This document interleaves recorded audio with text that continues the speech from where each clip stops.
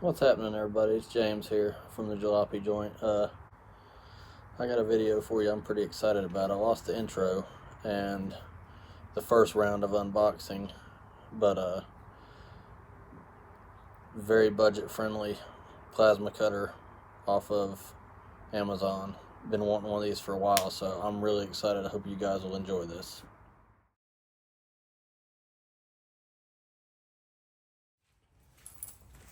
Alright, this is take two. You don't know that because the footage was lost the first time. Anyways, we'll go back to where we started. There's a bag here with some air fittings, hose clamps, a little piece of airline, Teflon tape, and the instructions. That was first out of the box.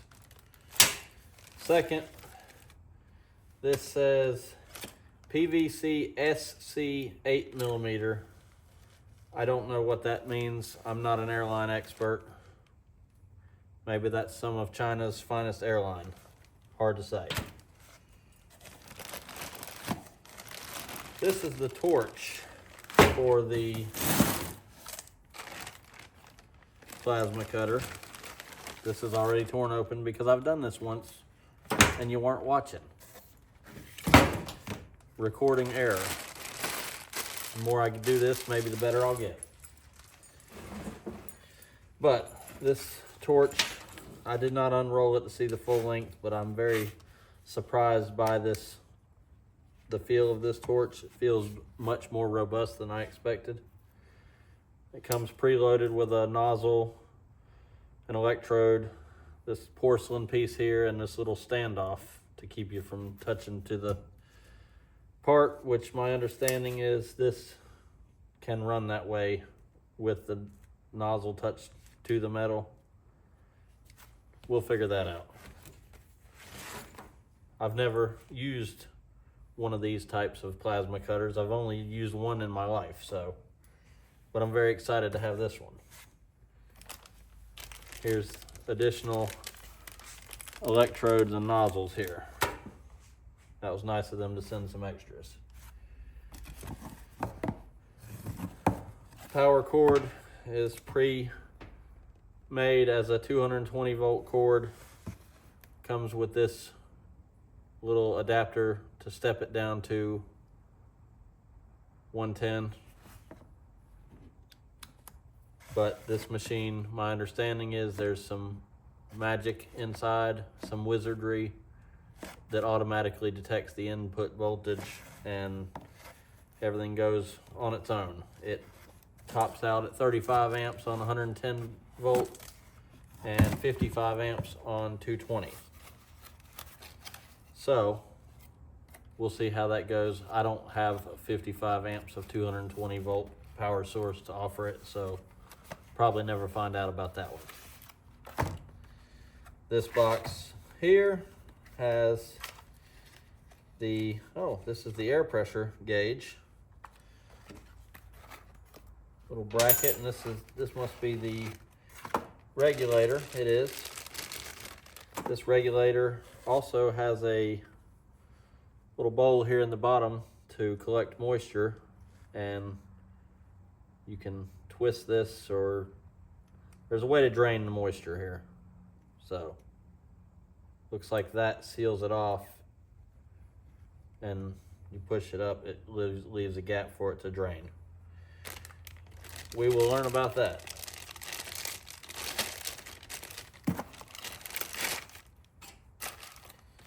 All right.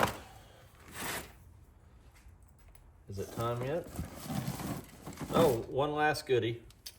The ground clamp. This, well, the spring tension on this clamp feels pretty strong. It is kind of a stamped clamp here. It's just some thin stamped metal material here. A little cheesy feeling, but the spring tension's really good. So we'll see. Maybe it'll be better than I expect. And let's go ahead and get to the magic here. Oh wow, this is incredibly lightweight. That really surprised me. I'd read online and seen online that they were light, but I did not expect it to be that lightweight.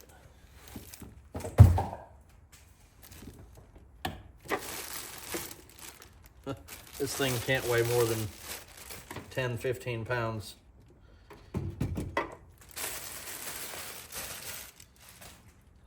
All right, let's take a look.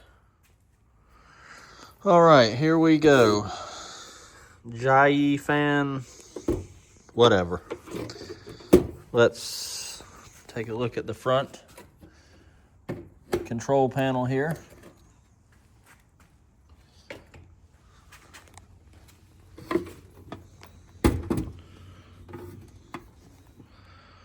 All right, here's a look at the front control panel. This thing seems relatively nice.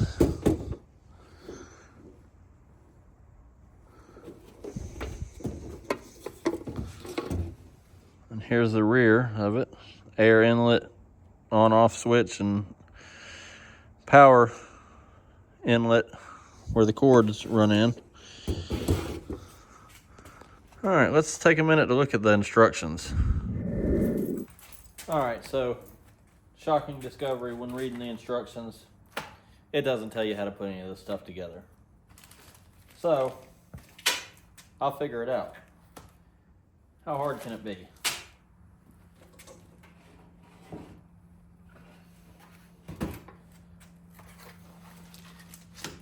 I can deduct that this bracket will mount where these two screws are. Let's see how this will attach.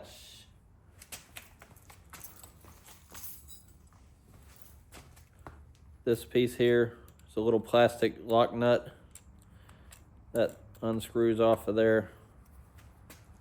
That will make room for the bracket. Has a little spot where it locks in 4 different positions. So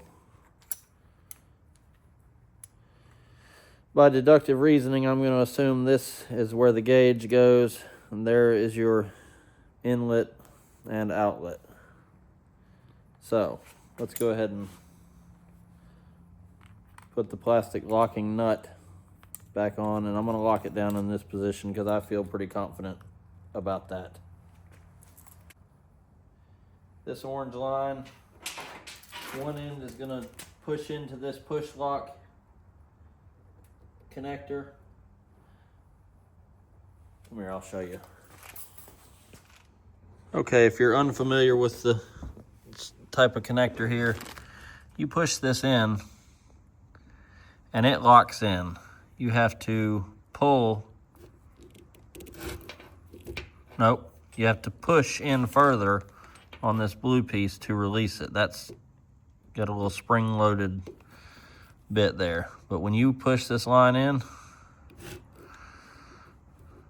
it doesn't pull back out. So there's one of those also here to go on to the air pressure regulator. That'll go on the outside. Here's your typical airline quick connect. That'll go here on the inside. So let me get you set back up. Gauge will go here. Let me get you set back up and I'll go ahead and put this stuff together. Okay, so for this, I'm gonna use this Teflon tape. It came with it as a free gift to me, so no reason not to use it. So when wrapping Teflon tape, I'll probably almost always do it the wrong way first. But I need to think that I'm going to screw into the regulator. These are right-handed threads. We're going to screw this way, which means we need to wrap the tape in a way that it does not come off when you begin to screw the whatever fitting in.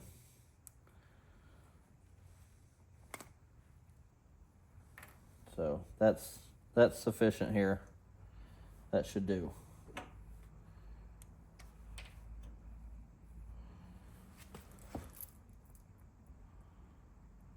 Go ahead and get this in.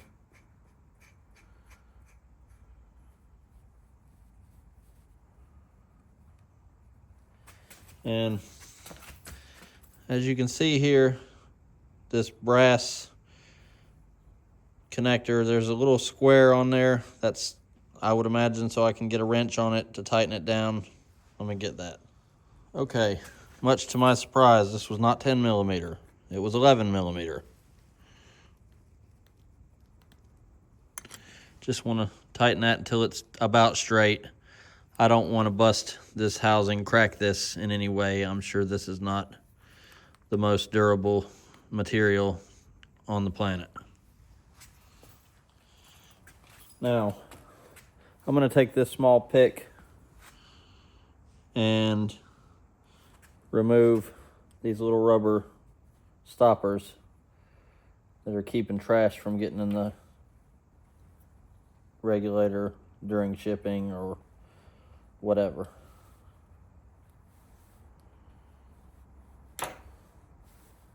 And now I'm going to take this regular air hose fitting,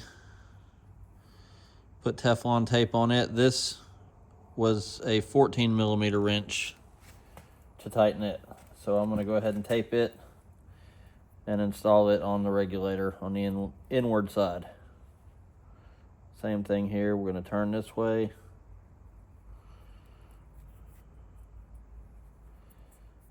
I don't know about you guys, but I almost always mess this up the first time of any project. Wrap the tape around the wrong way, and then you go ahead and start screwing it in, and it unravels the tape. It's kind of like making a brake line and forgetting to put the tube nut on the first time. But anyways, put that. I don't like the little raveled bit there.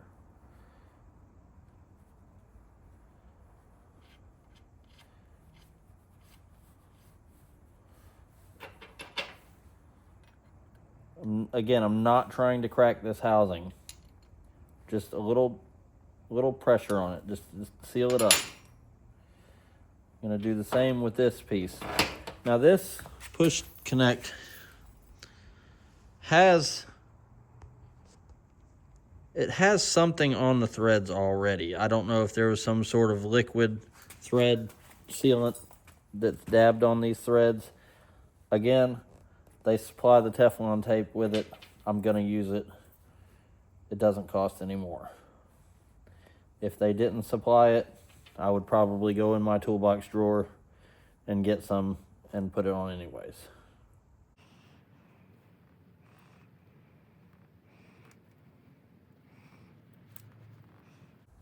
Looks like they supplied well more than you need. It's probably not the greatest. Something great to throw in a travel toolkit or something after we're done with this project. So.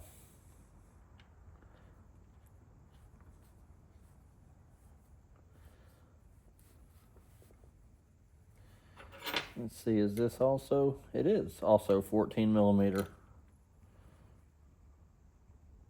All right. Next, I'll mount it to the back of the machine here. Let me get a Phillips screwdriver.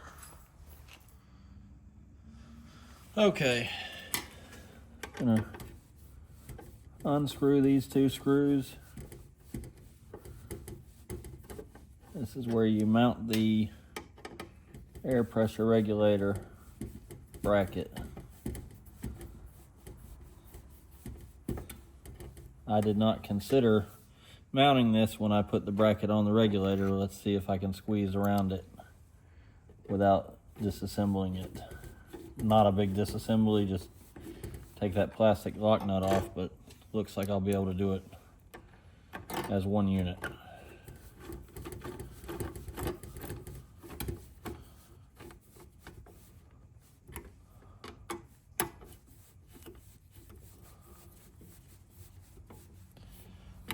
All right, now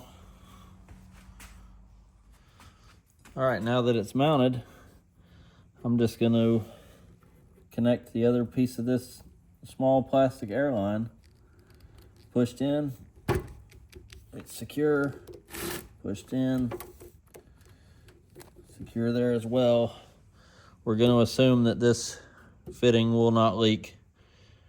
This was already pre-installed. If it leaks, we'll come back at it with the Teflon tape. Okay, now to the front of the machine. This is really, I want to say you can't mess this up, but it probably can be done. This is your ground clamp.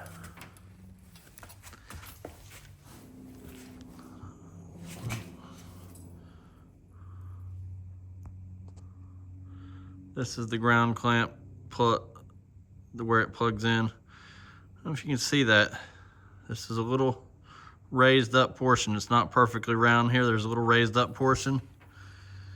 And there is a little bit here to accept that. This will push in here, turn to the right, and that's tight.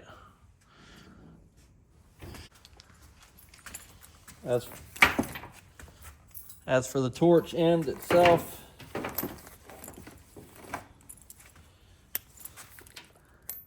here's a fitting here that goes, I'm going to remove this just to get it out of the way of view.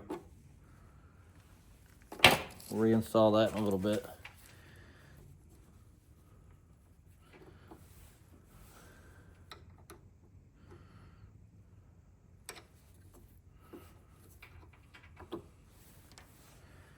All right, this female end of this fitting looks like it's made to accept this. This plastic piece is actually made in a hex, so you can actually use it to tighten this fitting on there. That's pretty nice.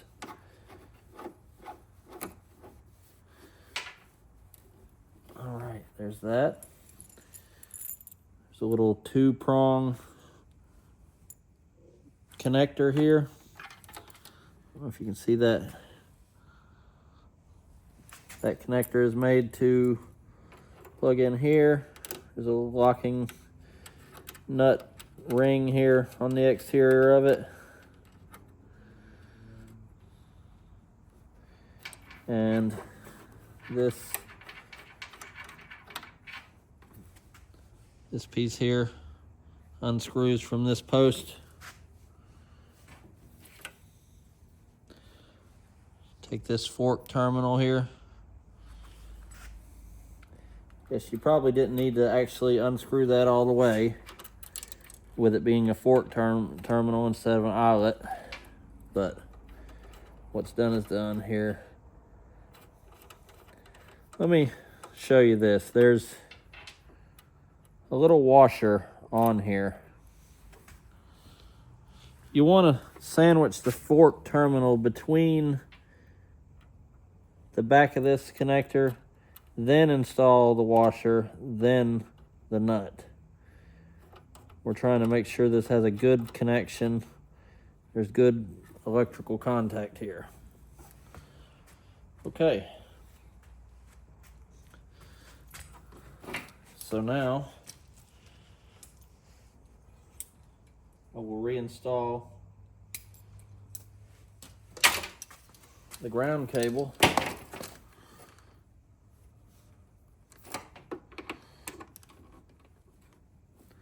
And that's going to do it. That's really simple.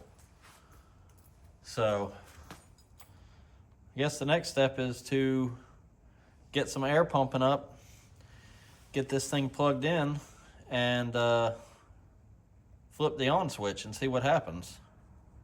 Let me get all that stuff set up.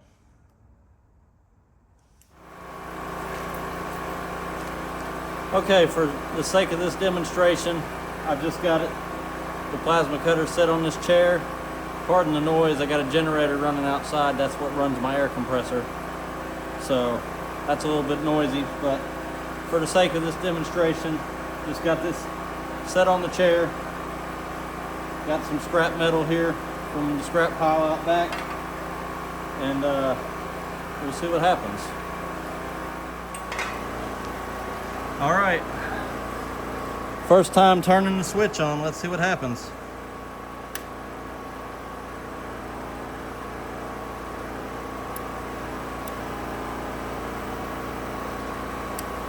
Nice. It's a really nice bright display. Here you can see, maybe you can't. I'll put a picture on the screen now.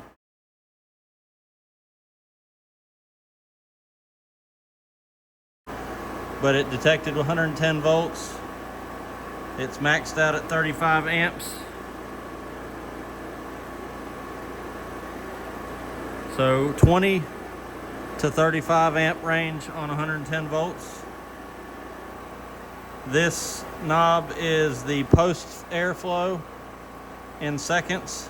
That's from 2 seconds up to 15 seconds. And my understanding is that is to cool the part. I'm not really too sure on that.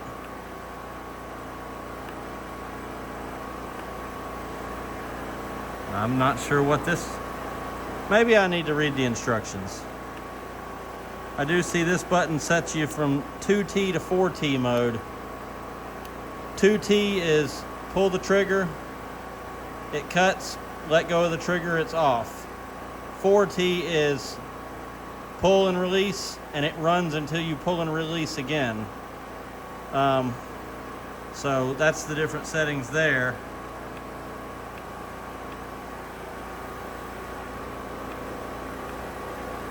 This has a little indicator here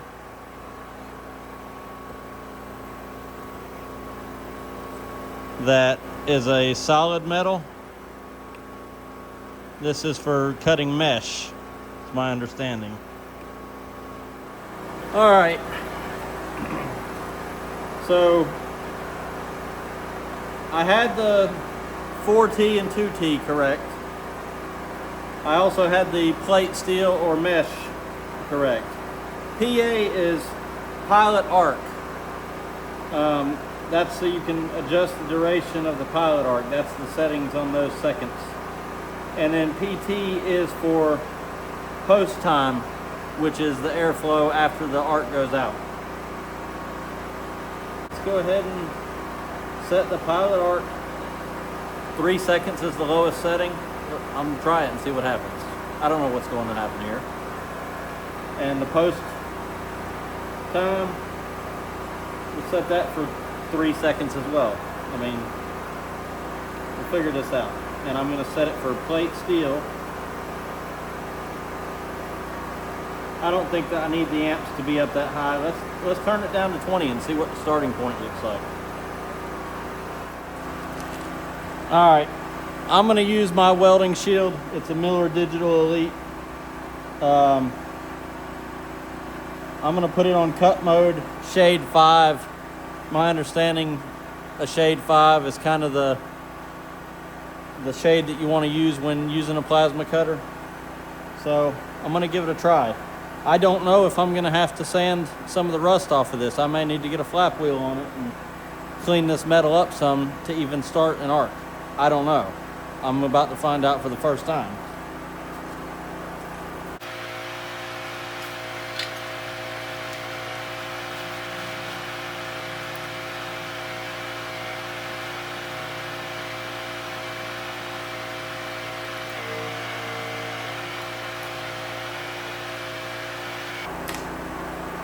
I'm gonna venture to guess that I need to clean this metal up a little bit. Let me go ahead and clean this up. Okay, so I've cleaned up a place for the ground. I've semi-cleaned up a place for the standoff on the porcelain piece of the torch. I'm gonna go with that and see what happens.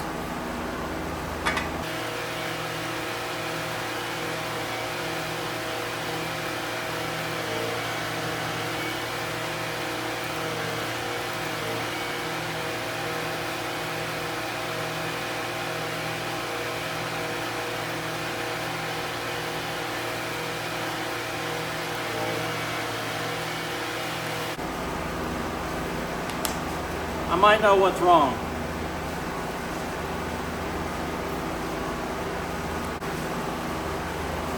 In the instructions, there's some parameters here and a cut thickness chart. What I'm remembering is I did not set the air pressure yet. So setting the air pressure, you push down on the knob to lock it in place. So I'm gonna pull up, I'm gonna dial up this pressure some.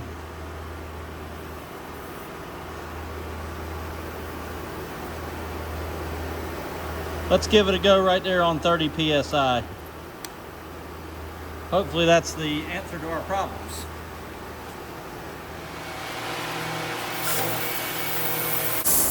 I think we're getting somewhere with that.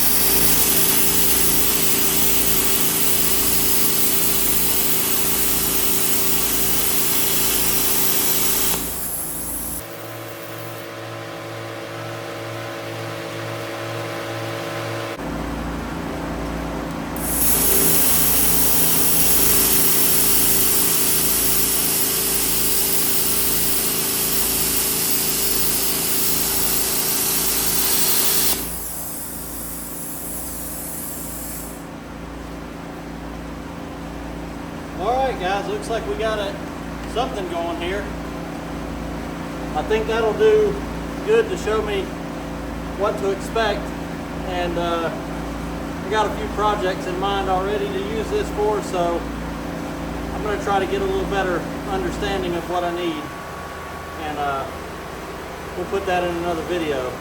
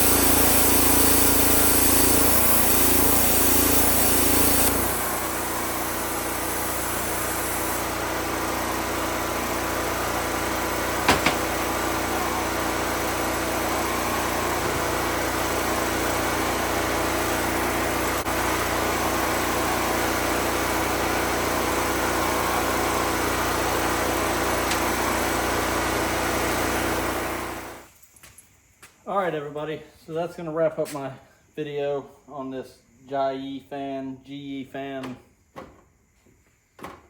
China fan, the plasma cutter. It's going to wrap up the video on the plasma cutter. First impressions, I'm amazed at how lightweight it is. I'm impressed by the way this torch feels. It doesn't feel like a real cheap thing. So far I'm impressed. It's got some flexibility here at the end. Where everything goes into the handle of the torch, it's kind of a ball and socket. There's some flexibility there to relieve tension on the connections, I'd imagine. I'm impressed with this part of it for sure. I've got some learning to do, I'll tell you that, and I am looking forward to it. I really want to see how this is going to act on an actual project, but I'm just thrilled to have this to give it a go. And I purchased this on Amazon with tax and all. Shipping to my door, it was right at $105, so I caught it on a sale.